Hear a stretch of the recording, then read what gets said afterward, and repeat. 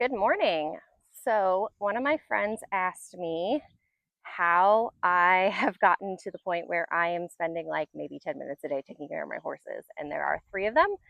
Um, Particularly, I mentioned that we're going away for a trip, and our farm sitter just needs to check their water while we're gone for 4 nights, 5 days. So I'm going to walk you through basically what my setup is, and I will preface that this is not going to work for a lot of people because my horses live outside 24/7.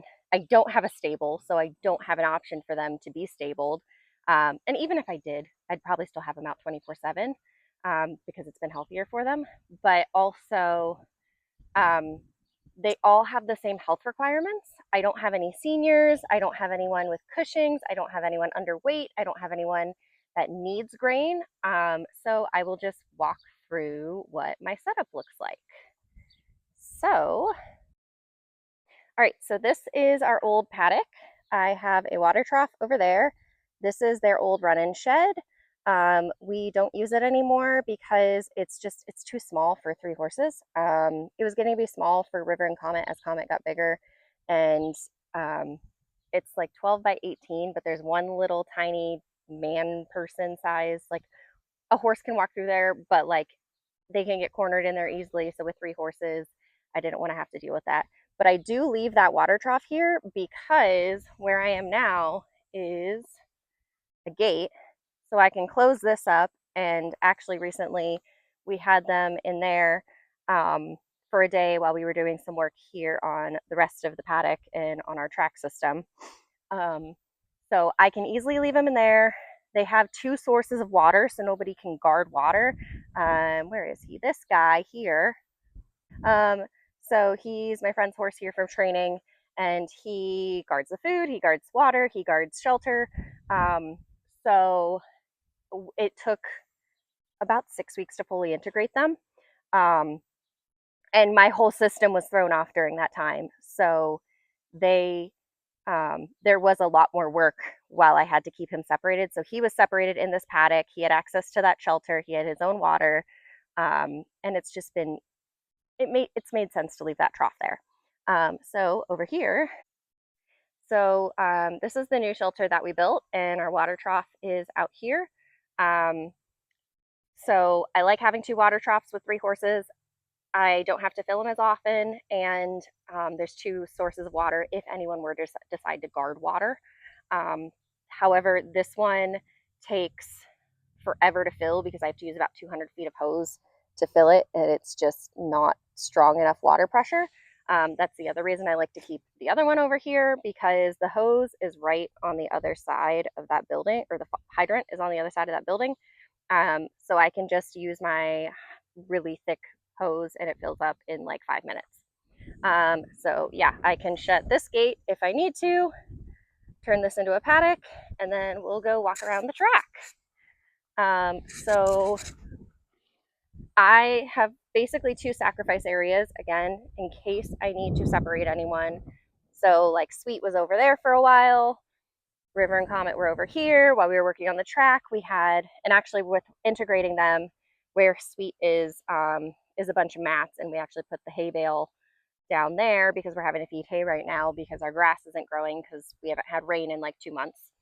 Um, so I've had them off pasture since the end of July. And even then, I probably should have taken them off like mid July, but I used the pastures to help everyone integrate together because there's just more space. So you can see this is a decent size paddock. I want to say it's about a third of an acre. So giving them access to that with a lot of room to move around meant as they were all getting along, um, they had plenty of space to get away from each other, be pushy. I also, during that time, would sometimes put hay out here, and then I put hay bags in the shelter. You can see I need to muck, but honestly, it's not too bad considering it's been a couple days. So we put up these rings, and I can hang hay nets from inside here. The other reason that I don't have to feed grain is one, I try to get good quality hay. Two, we have the mineral bucket here. So this is the Tribute 12/8 mineral. Um, I settled on this because there's no iron in it and we live in a really high iron area. If you notice, River is like actually black. A lot of black horses will liver out in the summer. I realized that's because they get too much iron. And so with moving her home, I kind of went on a diet nutrition craze and found out that she needed more zinc and copper. She needed vitamin E. She needed a little bit of selenium because we live in a really low selenium area, which I'm not a nutritionist. This is just the stuff that I found worked for my horse. And Comet was a baby, so I actually was feeding him growth food, and then he gained a bunch of weight really quickly because he was on 24/7 pasture, on 24/7 grass and hay. So he was putting on weight well. So I ended up feeding him Tribute, or not Tribute, Triple Crown Balancer for about a year. And I picked that one because it's really high in protein. And for a growing foal, that was important. But this Tribute mineral has been basically my grain replacement, because even on like a cup of Balancer a day, River was putting on weight and she was becoming at risk for Cushing's and insulin resistance. So this is what's worked for me and my horses, given our region and where the type of grass that we have and the type of pasture we have and the type of hay we get. But yeah, she's actually black. You don't see a lot of horses that are actually black, and it's literally for her, it was just a mineral imbalance. So I've got pasture here. So this was actually, this small section was my original track. And you can see basically where those horsetail or mare's tail weeds are up. And then, so this whole section was my original track. We're letting this rest a fair bit to try to get these weeds down. I have some really nice lush sections like over here that I'd love to let them graze. Like, that's beautiful. Look at that. But it's like 10 feet and then the rest all needs rested. So I'd rather just rest it all. And frankly, we should probably come in and brush hog all these weeds. So when I'm having someone come stay, they're either out on pasture 24/7 and they don't have to worry about rotating them, or I put them on hay. And honestly, I usually just like to have them on hay because it's easier, because I have this beautiful track system, which again, with my concerns with River with insulin resistance, movement is key. And I don't poo pick this like most people do. I don't go around and shovel this about every few weeks, maybe once a month. I should do it more often than that, but maybe once a month I come through and I actually drag this. So I actually drug this the other day. And it just breaks up all the manure and lets it decompose, and all those nutrients go back in the ground. This is one of their poo spots. So they tend to not graze on those sections, but because this is the track, this is the sacrifice area, I don't care that it's just dirt. Is it better for the land? No, it's better for it to look like that. But this is what I've had to do to keep River healthy. Okay, so this is the key to why my horses don't need more than water when we go away for 5 days to a week. If it's 2 weeks, we'd probably have to get another bailout. But this is a 5x5 bale. So you can see, like, I'm 5'6", and it's up on a pallet, so it's not that tall. These are freaking huge bales. And these ones are from a new farmer. Actually, all of our hay is new this year.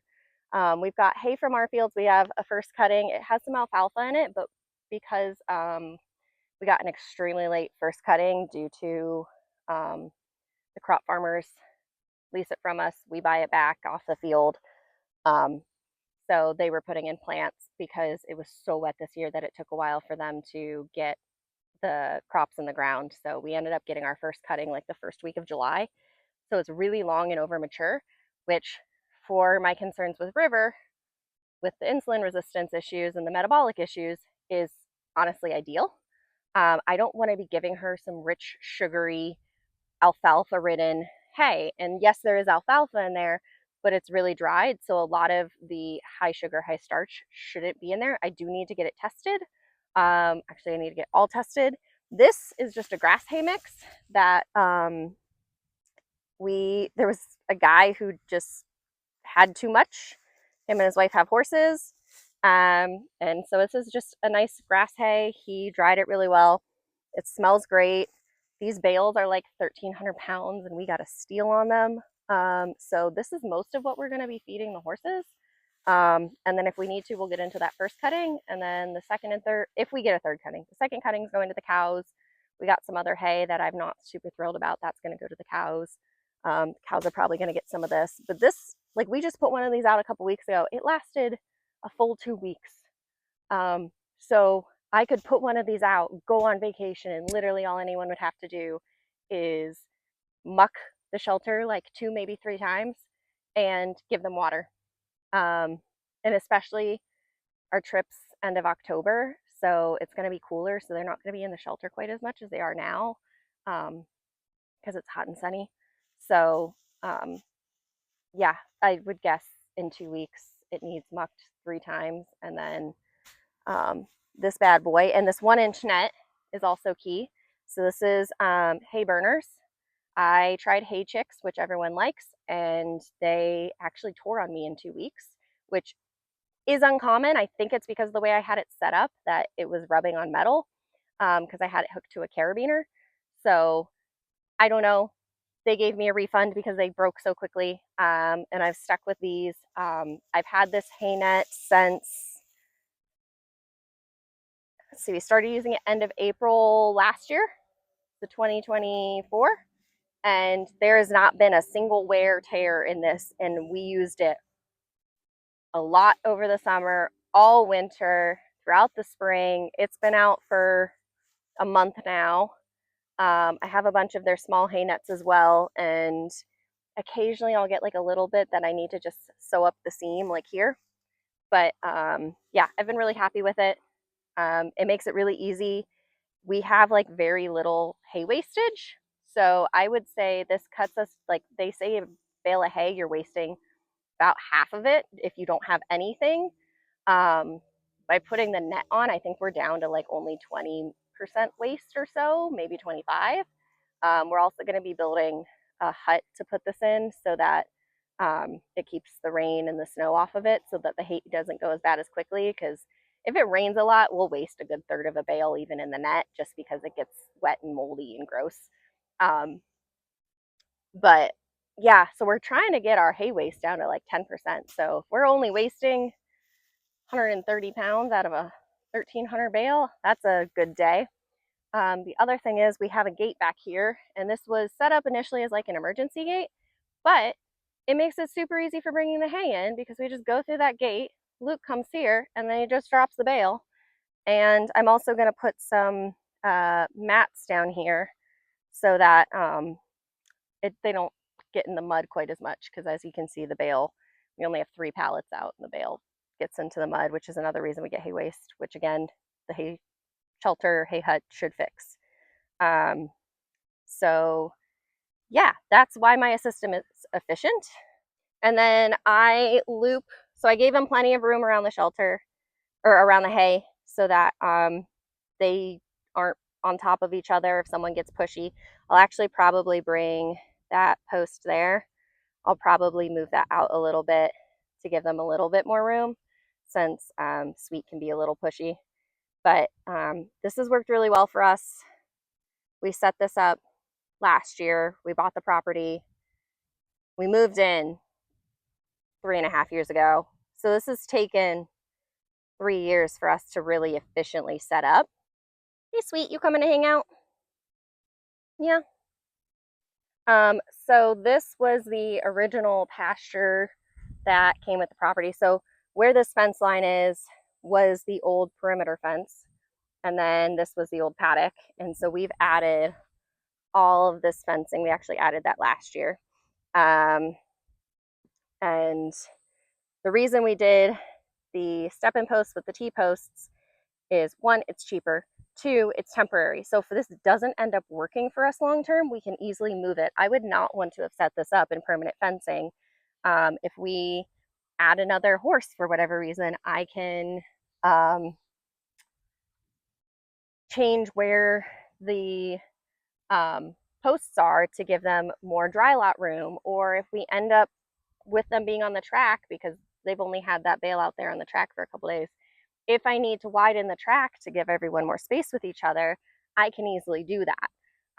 So, and making sure like we have electric fencing. You can't really do this if you don't have electric fencing. Um, Making sure that those small wires are pretty electrified in order to keep them out of those sections. But like, I mean, Sweet learned really quick. He's like, okay, don't touch the single lines. Um, so this pasture, as you can see, is very overgrazed. This is the biggest pasture. That one's probably bigger actually. But this one had more food in it, and I could easily, because I have a gate over there by the house, I could easily take Sweet from this paddock in here. I could take River and Comet because I have handles here, and I could just kind of rotate everyone around to make sure everyone was getting along and easy separation. So I basically could create like a loop. And actually what I did so that they wouldn't come over here if I closed this gate, thinking that there was a gate here, I frequently would let Sweet out, give him time on the pasture, get acclimated, then through that gate over there, let River and Comet through, gave them the bigger shelter and the track with actually smaller paddock space. But that works well for them. Oh, do you need a scratch? Okay, you need a scratch. Got it. But what I'll end up doing is subdividing this big pasture using reels and stepping posts so that I'm getting more of this type of grass and less of that short, overeaten, weedy crap. I like, this is beautiful. The rest is like almost eaten down to the ground. So I also want to add one of the reasons I went with the Tribute 12-8 equine mineral. Tribute is a company that's in my region. So the soils that they're, oh, I forgot to turn the hydrant off. The soils and the land and the grasses that they're designing their mineral for is my soil and grasses. There are some slight changes because they're up closer to Lake Erie. We're about an hour south. So we've got a little bit different soil type, but the nutrition values are still very comparable. So what that means is if it's designed to work for where they are, it's probably going to work with where I am. For me and my horses, well, for my horses, I tried. There's a Vermont one. I can't remember the name of it, and it just wasn't working for them. I'm free choicing the Tribute. Also, the Tribute's a lot cheaper. The Tribute for just River and Comet, it was lasting me 3 months, and it's a $25 bag. So you can't beat that for the cost of feeding your horses. I don't know anything cheaper other than just straight feeding hay. But I think it's Vermont Blend. They didn't like it. I was mixing it. I was having to like make a mash, which ended up giving them more calories than they needed because I like to free choice my hay because it reduces food aggression and reduces that starvation, and everyone's just in a better mental state. And so I was ending up having to add more calories than I wanted and then they needed.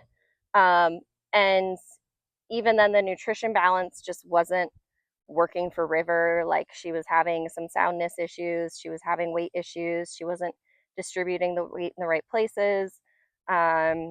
She just wasn't comfortable. And I was like, well, this isn't working. So I switched to the Tribute 12-8. It's recommended to free choice. They definitely, like, if I, like River and Comet, when I had them separated from Sweet, they didn't have access to it a lot of that time because we didn't have that feeder in the shelter yet. And when they had access to it, they were like, hey, give me my mineral. I've been missing my mineral.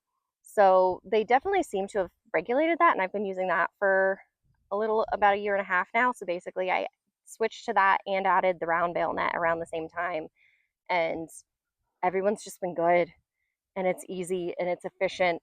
And the only thing that I have to do on a daily basis is like make sure nobody's hurt, groom them when they need groomed, pick their feet, give them a bath every. Well, Comet's never had a bath. Sweet's never had a bath. Sweet's 8. Comet's 3. I'm gonna give River a bath this afternoon because she's got some crud on her legs, um, and she gets dermatitis because she's got just pinto paint spotted horse. Technically, a spotted saddle horse, not a paint, but it's easier just to say a paint for most people because they understand that. But because she's got the white, she gets dermatitis really easily. So I do have to at least bathe her legs a couple times a year. And I don't show, so I don't care about them being super clean. And she's just gonna go roll in the mud anyways. So I'll spend 2 hours getting her look being beautiful, and then she just goes and gets herself dirty again. So what's the point? Um, yeah. So I just wanted to preface that's one of the reasons I think the 12/8 is working so well for us. So I'm in Northeast Ohio. If you're in Northeast Ohio, chances are it's probably going to work. If you're not somewhere else, or if you're somewhere else, you can always look for if your mineral and vitamin distribution in your land, and you can go to the local or state like soil and water reports, and you can look up actually specifically like selenium map, iron map, vitamin E map, etc., and it tells you through testing they've done over the years what the general distribution is. And that was really helpful for me with figuring out what the heck was going on with River, because I thought I was going to have to put her down a couple of years ago, and it was just a perfect disaster of everything, including nutrition being an issue. So now that we have that sorted, we're just getting over healing from this abscess, which they've been really common around here because we had a super wet spring and early summer, and then it just suddenly dried up. So super soft feet, suddenly it dries up. You get a bunch of stones in there, you get abscesses. Um, my friend's horse is dealing with the same thing. So yeah, that's why that worked for us. If you live in Vermont, the Vermont blend might be a better option for you. If there's like the Cal Trace, which I believe is a California formulation, if you live in California, that's probably going to work better for you. So if you're looking to just feed a mineral or add a mineral, or maybe you want to do a mineral in hay pellets or something instead of a traditional grain, look for what minerals are made in your area because those are probably going to be what works best for you and your horse. That is my efficient pasture setup. Yeah, let me know if you have any questions. Like I said, this took a couple years for me to develop, and this is not going to work for everyone. Like if I had a senior I had to grain, or an underweight horse I had to grain, or a horse that needed a different type of hay, this wouldn't work. I only have 3, and they all have the same nutritional needs. Like Sweet, like this is what my horses look like. They look pretty good. You can barely see their ribs here, which is healthy. They should not be fat. You should be able to see and easily feel their ribs. They could use some more top line, but that's just exercise. That's not really any nutritional. I know there's people that would argue they aren't getting enough protein. I have not done testing for everyone, so I can't claim that that is not the case. But that's one of the other reasons I'm excited to have some alfalfa in that one hay, is that will give them a little bit more protein. But I've never had, since I've set this up, I've not had nutritional concerns. My vets have not had nutritional concerns. My farriers have not had nutritional concerns.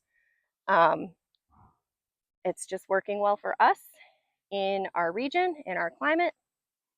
Yeah, so let me know if you're doing something similar, if you're doing something different, if you did what I'm doing and long term it didn't work out, or if you want to get started setting this up.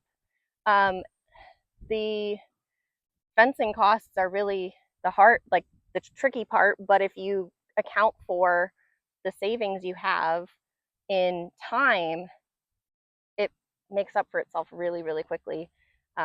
So because of this, I get more time to just love on the horses and play and train and ride when they're doing well. River's the only one that's trained to ride right now. That's why he's here. Um, and she's had some lameness issues, but that's just because of she got an abscess, so she's recovering from that. So you want to say bye with me, sweet? Thanks for watching and have a good day, and like and subscribe if you want more of this content.